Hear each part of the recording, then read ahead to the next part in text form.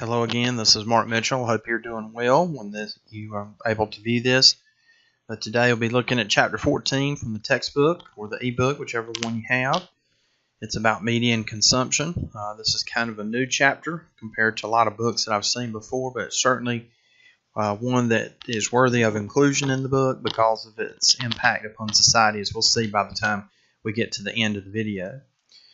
But we're headed toward all these areas today, as you can see, as a brief outline of the chapter and what to expect. And then, of course, we've got several articles there that also help illustrate some of those points of where we were headed in the chapter, as always. And as we begin with the content here in chapter 14, we look at the idea of media, and it simply is a word that really breaks down to the word middle. And so it's in the middle of what, but from those who broadcast the media or make it possible to those who consume it. And so from that standpoint, it starts to make a little bit of sense. The definition there kind of mentions some of those things, different technologies that enable the sender to send some sort of message to a receiver of that message or the audience. So broadcaster and audience may be specific terms that you could use to replace the generic sender and receiver. And then mass media, there's so many different forms of this communication. So with TV, with radio, with newspapers, and of course digital content we could add in as well as something that's really revolutionizing our world today and has been for some time. All right, as we move on here, one feature our book mentions is characteristic of mass media and new media. And so we do have 4 items here to consider. But really all of them have in common really that sender to receiver. And so, TVs, films, movies, we're in the summer right now is when I'm recording this. So there's a lot of summer blockbuster movies, but that's the one-to-many communication. And it's often one-way communication because you're just simply absorbing what you see and there's no two-way action or communication going back and forth. The third one is the anonymous receiver. So you're well aware of all the people it takes to make a lot of this media. I think the average movie employs somewhere around 10 to 15,000 people, for about 2 to 3 years in order to make a feature film that we see. And you certainly see all the names of the contributors there, but you never see the names of the people who are actually viewing the movie or the film. That's what our book means by the anonymous receivers.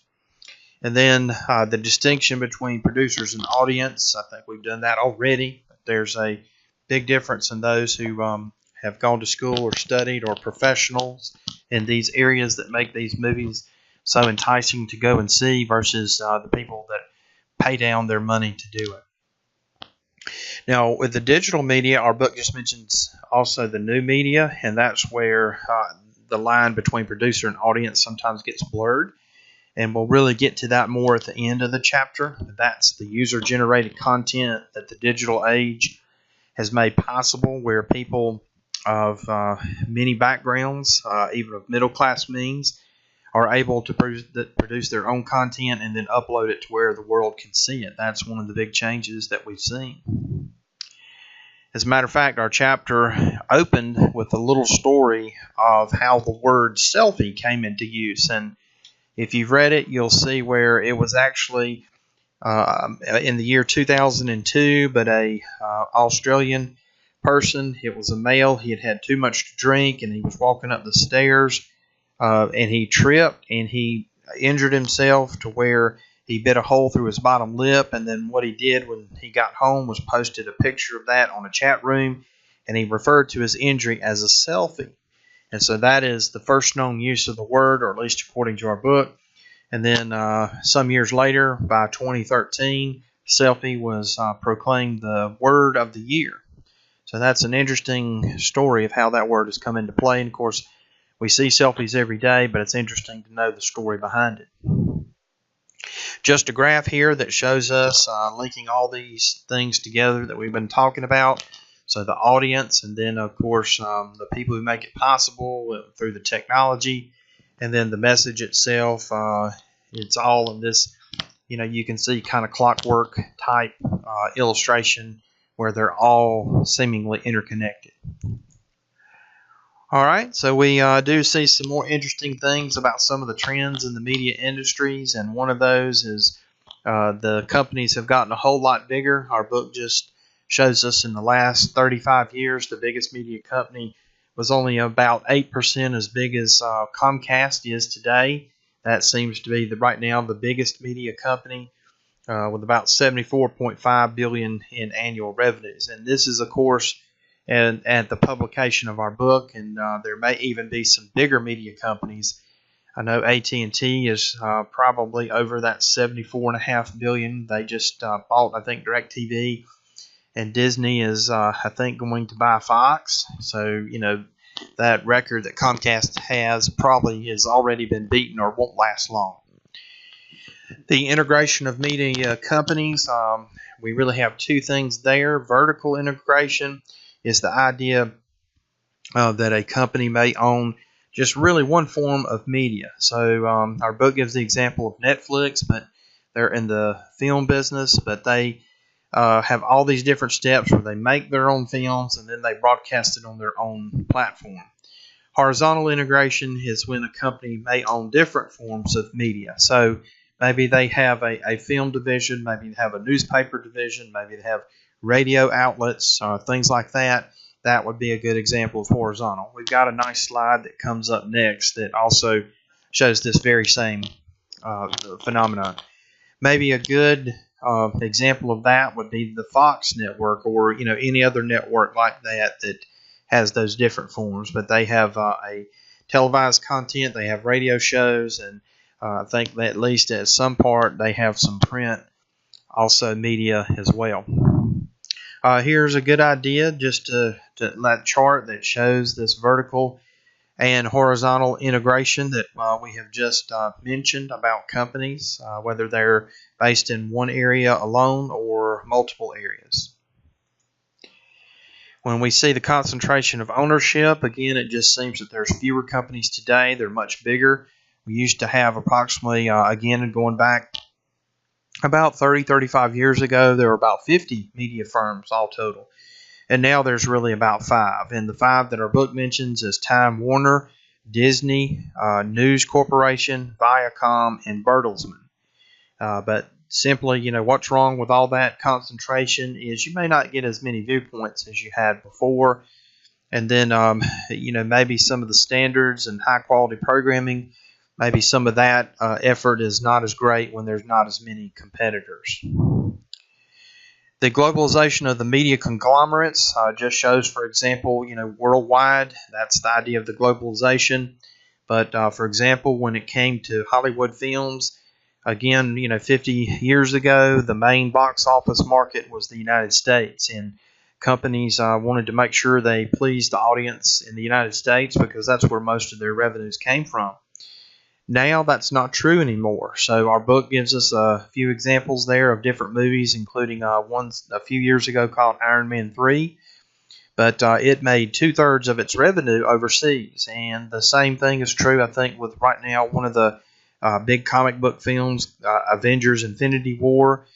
Very popular, but it is really making most of its money overseas. And part of that is because our book goes on to show us that the middle class around the world is growing, and especially in China.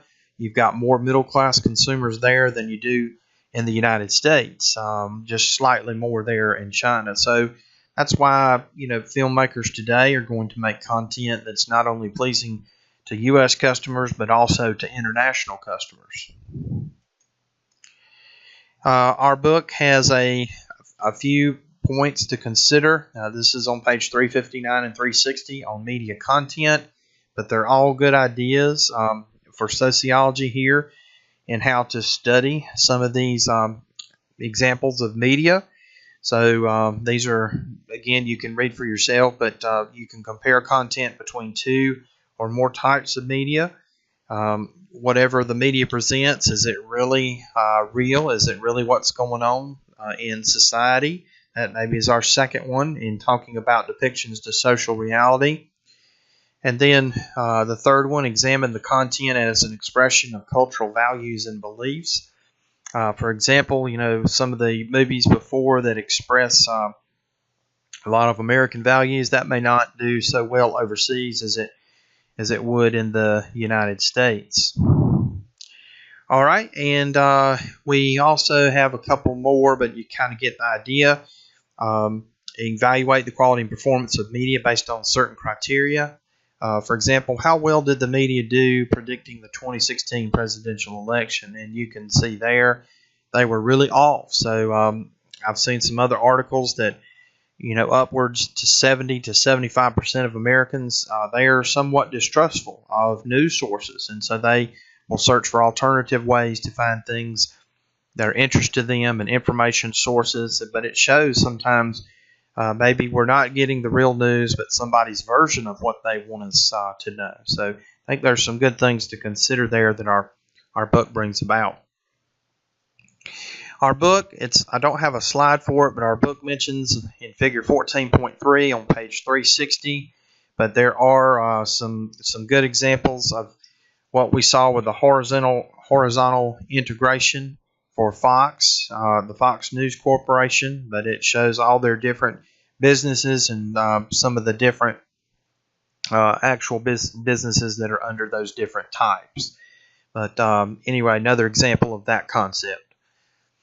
The structure of media, when we look at that, we look at images of class. A lot of TV shows, for example, do tend to relate to different social class descriptions. So, think of all the different shows that you like and what type of class is described, what type of people are usually on it, how are men depicted. Our book goes in that direction and shows a lot of times in some popular shows, the male characters are lovable, but they seem kind of dim-witted and then dotish. So they kind of, really love their spouse. You can probably look at different shows and whether, the race and ethnicity comes into play, or how, again, we mentioned men, but maybe how women are portrayed. Not only TV, but films and other things as well. We have a lot of debate on gun control right now, but how many movies do you see where shooting and those type of things happen? That's kind of interesting that many movies are still produced in a time and age when there seems to be some debate over whether guns should be in the public domain or not. Our book goes next to class advertising and media content, and they mention a term, the dual product market. And the idea there is, the reason they call it dual is they're trying to get as much money as they can, of course, but it's from really the audience and then the advertisers. So that's trying to make something, these companies that are in that business, that appeals to both types of customers that they have. Companies that buy time to advertise product, and then the audience that they buy the product.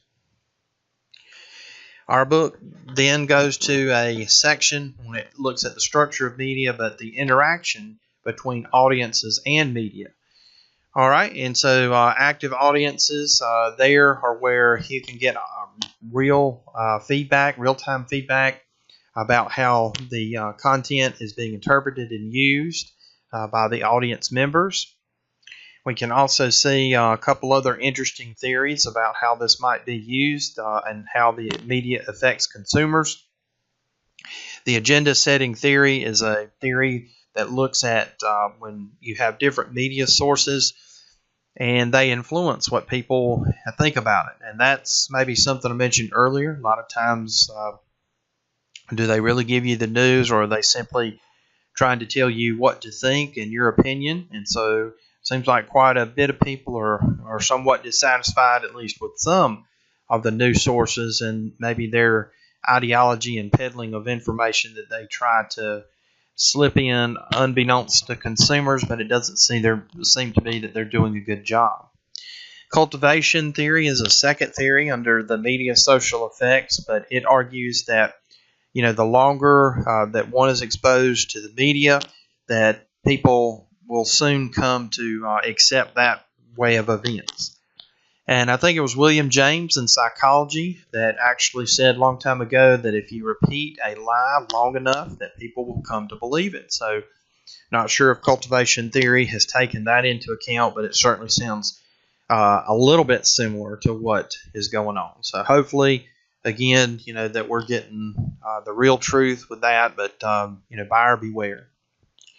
With media growth and saturation, we've already seen a little bit about that, but how much time do you think you spend, you yourself, with media per day? And so our book actually mentions one study in Muncie, Indiana. It was in 2005, but people were followed around, and it turned out that people spent just a little bit less than 9 hours per day with media sources, and it's usually multiple media sources that people use simultaneously. That is a lot of time. That's a good bit of their waking time per day. And another study, and we have a chart that really breaks it down, but it also kind of looked at the same thing.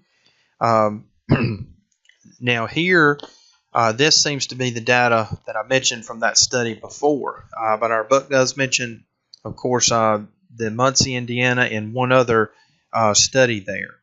The Middletown Media Studies Project is the second one that's mentioned, but you can see by far TV was the number one. I think probably for me that would be true, and the internet would be a number two.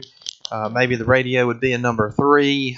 Phone would be more than what we see here, but you definitely kind of get the idea. People are using lots of media every day for a long period of time. Even children, they use quite a bit of media every day, and that maybe as a babysitter or learning opportunity, but it's not just adults, it's people in general. We just live in a saturated media environment. Media really has grown, so our next slide deals with that. User-generated content is the idea. If you've ever been on any of these media sites, including maybe YouTube and others that I'm sure you're aware of, and maybe I'm a little bit behind on that, websites and others to where users make content and then share it with the world. That's really the new thing today, and makes it so much explosive growth. Seems like we again could include cable TV, and I know how much bigger can it be? How many more households can these providers put their content in? And that's maybe starting to have some issues. I know ESPN is a sports channel, but they have just about got every household they can, and now they're starting to lose some of their users because some of their politics that are injected into the sports that people just simply don't want to hear or be confronted with when they're watching their favorite sports. Our book goes on to the functions of media, and so it is a source of information where people can get what kind of informational content they desire on a wide variety of subjects, including politics. It is a way that people are socialized. Our book also mentions something called the CSI effect, and it's the idea now that people are socialized, that before they'll consider somebody guilty, there needs to be, sure DNA evidence or some type of forensic evidence to solve whatever crime it is, and to almost prove 100% that, hey, this person is guilty. So our book details an individual who was accused of throwing out some crack cocaine out of their vehicle, I believe it was. The police discovered the box, looked inside, but the man was never convicted in court because the box didn't have his fingerprints on it. But the police apparently had seen this Virginia man throw it out of his car, but the jury would not convict him. And so that is an example of the CSI effect. The promoters of ideology, that is another function of media, but again, it is your belief system, since maybe the wealthy are the ones that have the resources to broadcast this. They show their point of view, and maybe very little alternatives to that. The digital divide is really looking at for those who have access to this type of information or to make their own versus those who don't have that. So it's really done a couple ways. It's done by income. And you can see, for example, the high-speed internet capabilities of people in the United States as of 2015. So the government usually will mandate that some of these phone companies must enable schools to have this broadband internet access. And of course, what they do when they're mandated by the government is pass those costs along to consumers such as you and I. And then the companies will take the credit for providing schools the internet because it looks good for them.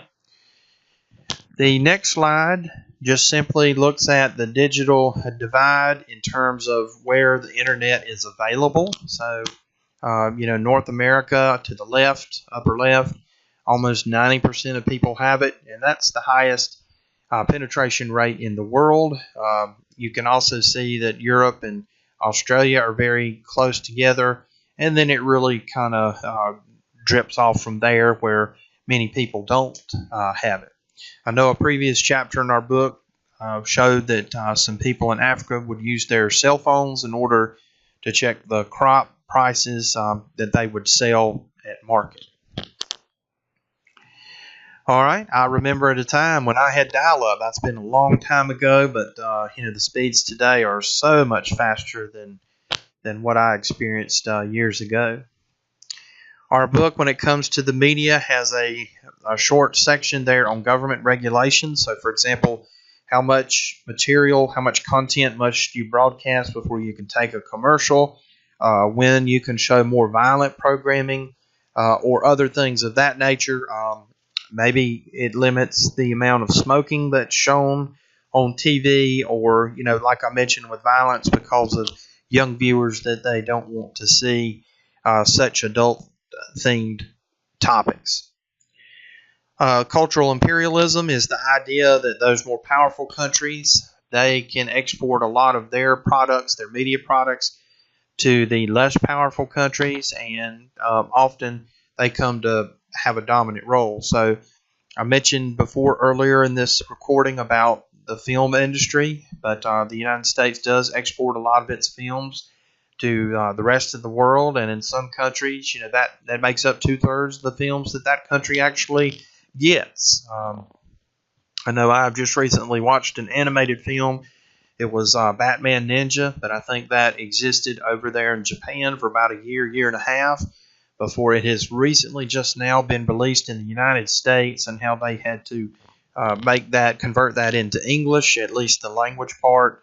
But that's same thing, but kind of in the reverse.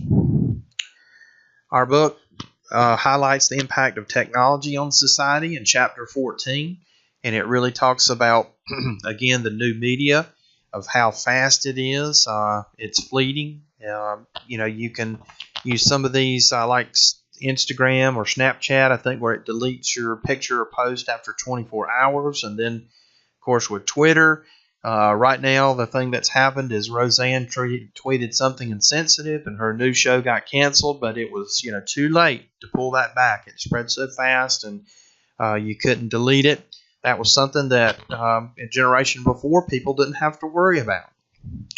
Our book also talks about how the media today may be actually changing people's neuron connections, and that's not necessarily good, because some of the effects would be your lessened ability to focus and to concentrate with constantly always changing the media to something that you like. Generation Me is briefly mentioned in our book, but seems to be some of the studies on Generation Me find it to be a generation that's less informed, less literate, and more self-absorbed than probably any other generation. I think the generation that is hailed as the greatest is the baby boomer generation, that really did a lot of the hard work after the Great Depression, and of course after World War II. But people born within that time frame, I think, have always had that label that they are really responsible for a lot of the growth that a lot of us enjoy.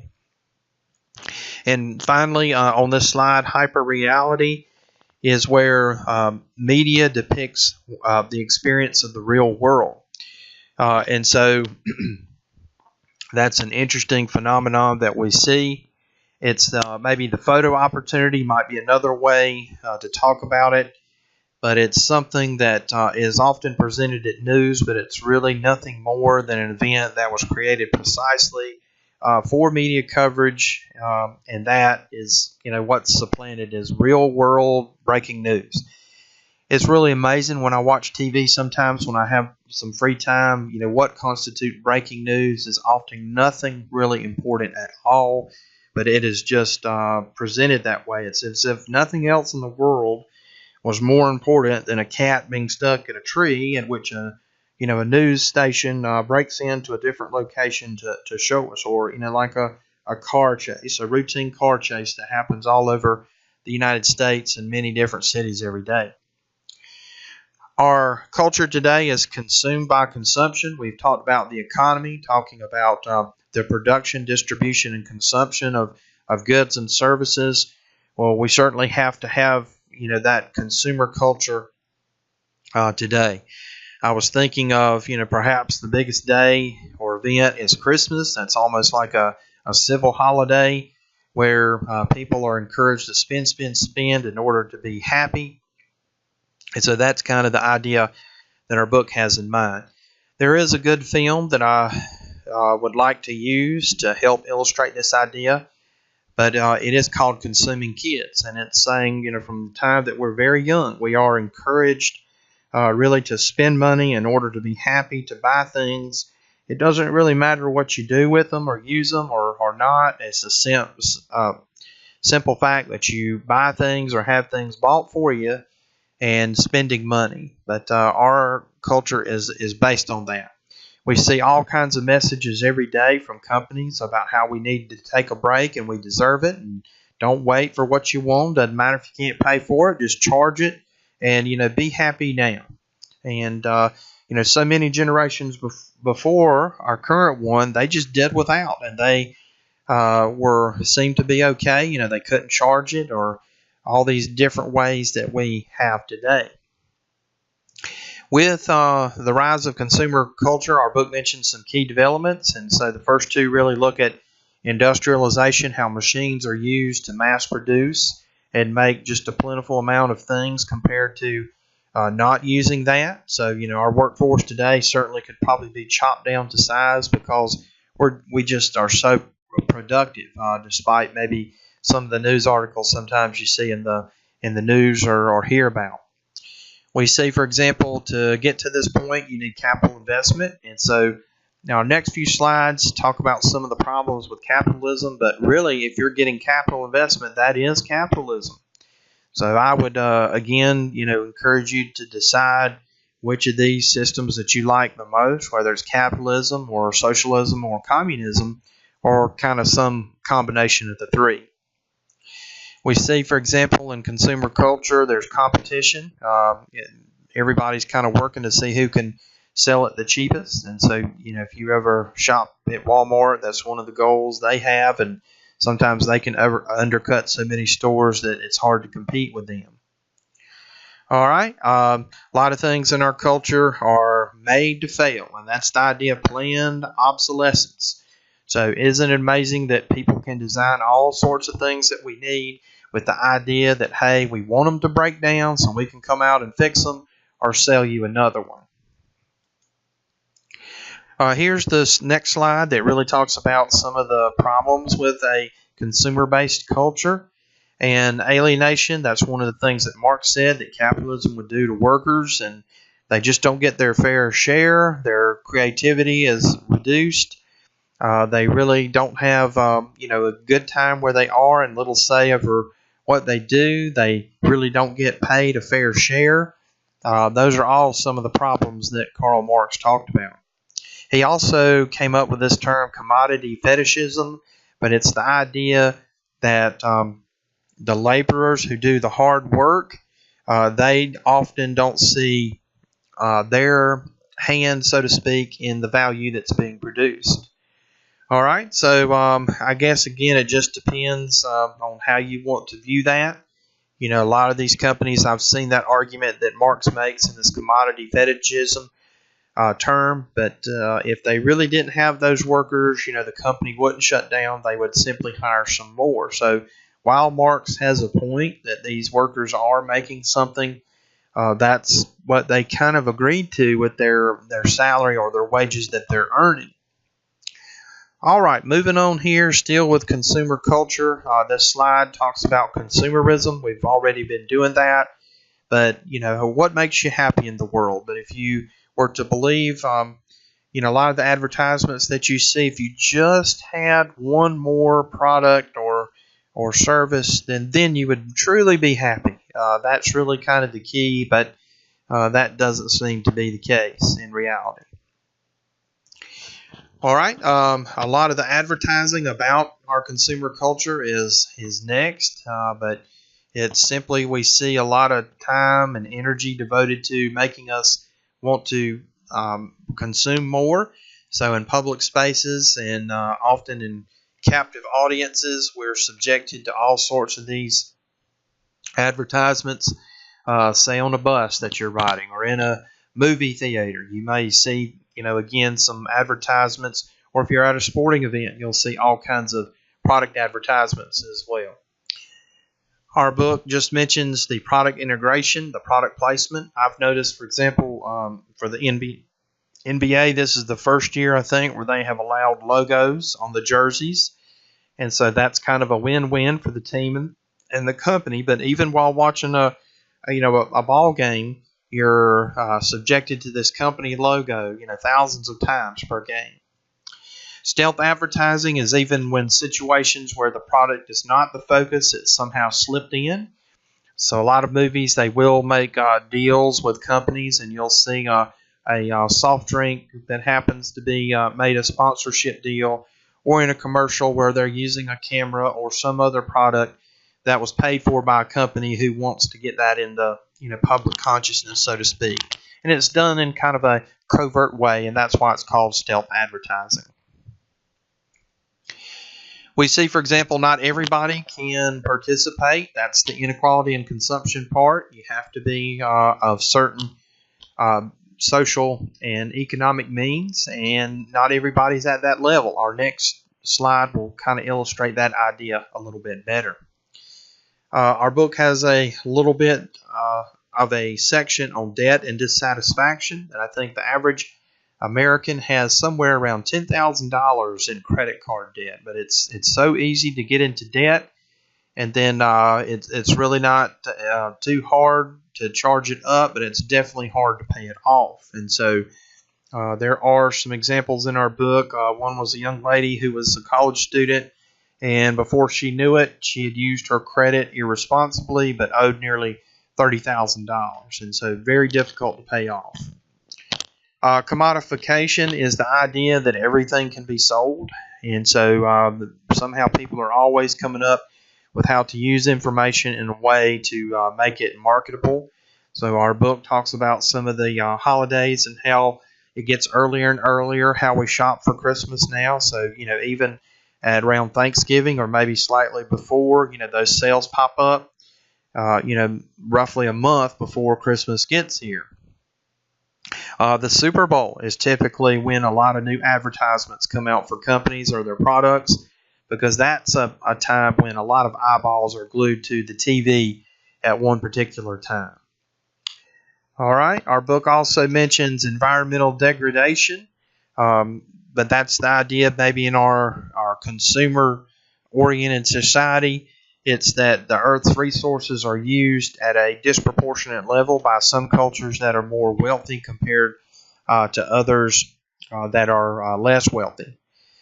Maybe another point we could make from that is also with the environment, with a lot of the products we can buy, it's a throwaway culture. So a lot of that maybe is not good for the environment. And that way, with a lot of these plastic products that are one use, and then you simply throw them away, and they never kind of make it into the trash at all.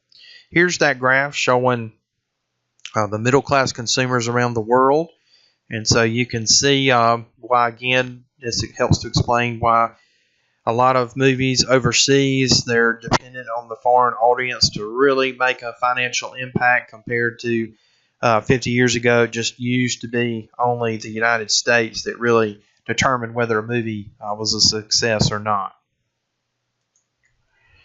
All right, our book in closing has just a few additional slides as we usually do. Do you think we have any privacy more in our world today due to the internet and the tracking that goes on with the internet? And probably not as much as we used to, but advertisers are becoming more sneaky in a way about how they track people and their spending habits and trying to always get them to spend more.